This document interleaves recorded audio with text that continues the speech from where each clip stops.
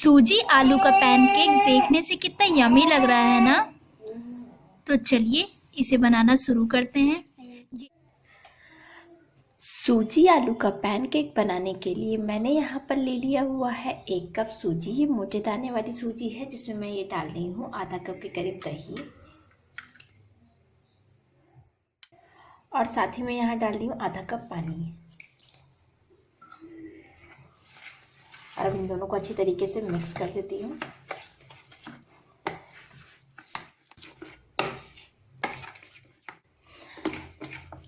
तो यहाँ पर बैटर को मैंने मिक्स कर लिया हुआ है और अब मैं इसे ढक के 30 मिनट के लिए रख देती हूँ। और तब तक चलते हैं स्टफिंग बनाने की ओर। स्टफिंग बनाने के लिए मैंने यहाँ पर एक पैन गर्म होने के लिए रख दिया हुआ है जिसमें मैं ये डाल रही हूँ 1.5 टेबल स्पून के करीब ऑयल, जिसे मैं गर्म हो जाने देती हूँ। तो यहाँ पर ऑयल गर्म हो गया है, मैं गैस का फ्लेम लो मीडियम पे कर दे रही हूँ और डाल रही हूँ इसमें 1/4 टीस्पून के करीब राई।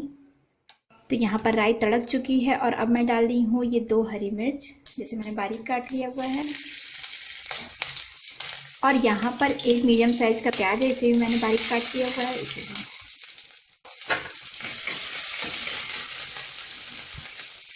और यहाँ पर मैं प्याज को थोड़ा सा सॉफ्ट कुक कर ले रही हूँ। तो फ्रेंड्स यहाँ पर देख सकते हैं प्याज को मैंने सॉफ्ट कुक कर लिया हुआ है और इसमें मैं डाल रही हूँ 1/4 कप गाजर। इसे हल्का सा कुक कर ले रही हूँ क्योंकि इसे पकने में थोड़ा सा ज़्यादा टाइम लगेगा।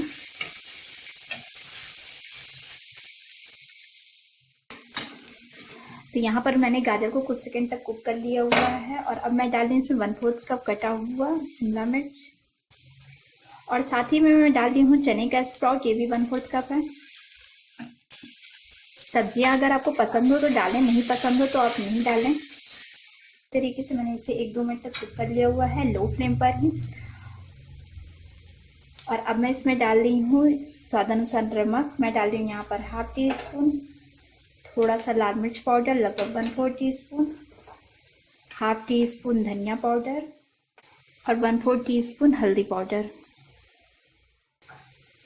अब इन सभी को मिक्स करके कुछ सेकंड तक कुक कर लेना है जिससे मसाले भी अच्छी तरीके से कुक हो जाए। और यहाँ मैंने ले लिया हुआ है 2 मीडियम साइज का आलू जिसे मैंने मैश कर लिया हुआ है, और ये भी मैं इसी में डाल के और इसे अच्छी तरीके से कुक कर लेती हूँ। तो फ्रेंड्स यहाँ पर मैंने आलू को भी 1 मिनट तक कुक कर लिया हुआ है। ये एक दूसरे में अच्छे से मिक्स हो गई है, सारे मसाले भी एक दूसरे में मिक्स हो गए हैं। और अब मैं इसमें डाल रही हूँ ये 1 टीस्पून नींबू का रस, लगभग आधा नींबू जिसका मैंने रस निकाल लिया है, और ये इसमें मैंने ऐड कर दिया हुआ है। अब इसे भी मिक्स करके कुछ सेकंड तक और कुक कर लेना है। अगर आपको ज़्यादा खट्टा पसंद हो तो नींबू की क्वांटिटी आप इसमें और कर सकते हैं। तो बस यहाँ पर सभी चीज़ें एक दूसरे में अच्छी तरीके से मिल गई है और नींबू का। अब मैं गैस को ऑफ कर देती हूँ और इसे ठंडा होने के लिए रख देती हूँ। यहाँ पर स्टफिंग पूरी तरीके से ठंडी हो गई है और सूजी को भी रेस्ट करते करते आधा घंटा हो गया है। तो यहाँ पर मैं इसे एक बार और मिक्स कर लेती हूँ, लेकिन अभी ये बहुत ज़्यादा गाढ़ा है, ये देख सकते हैं। तो मैं इसमें डाल रही हूँ थोड़ा सा पानी और, लगभग 1/4 कप पानी मैंने इसमें और ऐड किया है। तो यहाँ पर आप देख सकते हैं बैटर की कंसिस्टेंसी बिल्कुल परफेक्ट है। यहाँ पर मैंने 3/4 कप पानी का यूज़ किया हुआ है, आधे कप पानी में से इतना बच गया हुआ है, यानी लगभग 3/4 कप मैंने पानी का यूज़ किया हुआ है। और अब मैं इसमें डाल दे रही हूँ 1/4 टीस्पून नमक, क्योंकि नमक स्टफिंग में भी है तो इस बात का ध्यान दें, नमक डालते वक्त हमेशा कम ही डालें। और साथ ही में मैं डाल रही हूँ 1/4 टीस्पून मीठा सोडा या खाने का सोडा, बेकिंग सोडा, और इन दोनों को अच्छी तरीके से मिक्स कर लेना है। तो यहाँ पर दोनों चीज़ें अच्छी तरीके से मिक्स हो गई है और अब नेक्स्ट कुकिंग प्रोसेस की ओर चलती हूँ।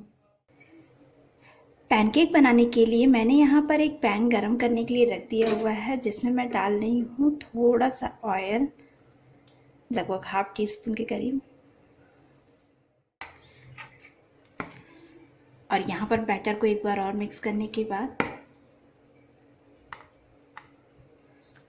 इसमें लेकर और इसे डाल देना है।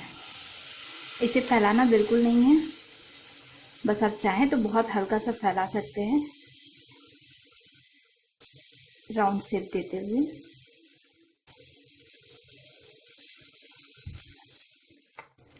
यहाँ आप देख सकते हैं इसे मैंने बहुत हल्का सा ही फैलाया है और यहाँ बैटर को हाथ में लेकर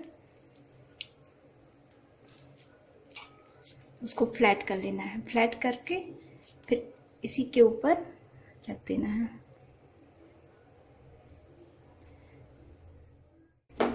थोड़ा सा और मैं इसमें रख देती हूँ, जस्ट फ्लैट करके। बहुत ही पतला सा बैटर का लेयर इस पे लगा रही हूँ।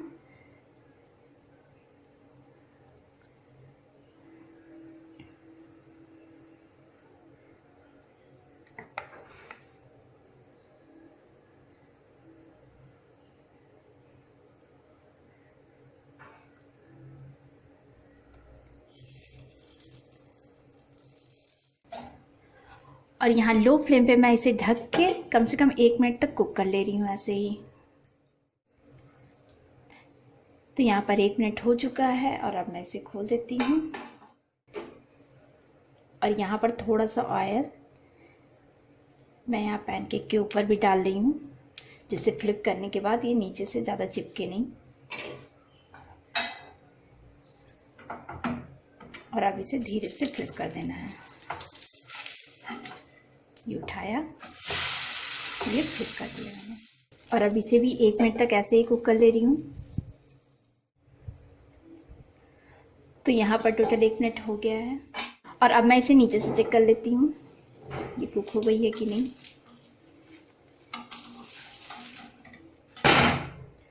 तो ये देख सकते हैं नीचे से भी कुक हो गई है।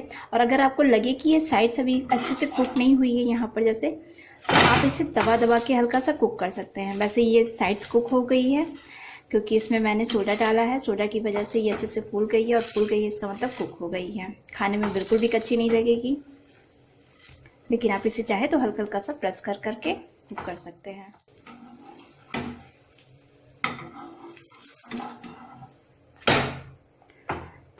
तो देखा फ्रेंड, मेरा दोनों तरफ से ये कुक हो गया है और अब मैं इसे निकाल देती हूँ। और सेम इसी प्रोसेस से मैं बाकी के पैनकेक को भी बना लेती हूँ। तो फ्रेंड्स, मैंने यहाँ पर दोनों पैनकेक बना के तैयार कर लिया हुआ है और अब इसे सर्व करने से पहले मैं इसे बीच से कट कर दे रही हूँ, इससे देखने में थोड़ा सा अच्छा लगे।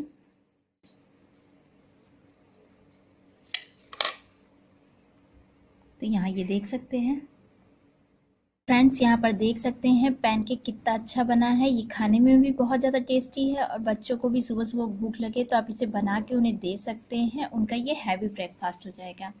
इसे खाने के लिए आप ठंडी ठंडी दही का भी यूज़ कर सकते हैं। तो आप इसे ट्राई करना बिल्कुल भी मत भूलिएगा और हमेशा की तरह रेसिपी पसंद आने पर प्लीज़ मेरे वीडियो को लाइक और मेरे चैनल को सब्सक्राइब जरूर कीजिएगा। Thank you.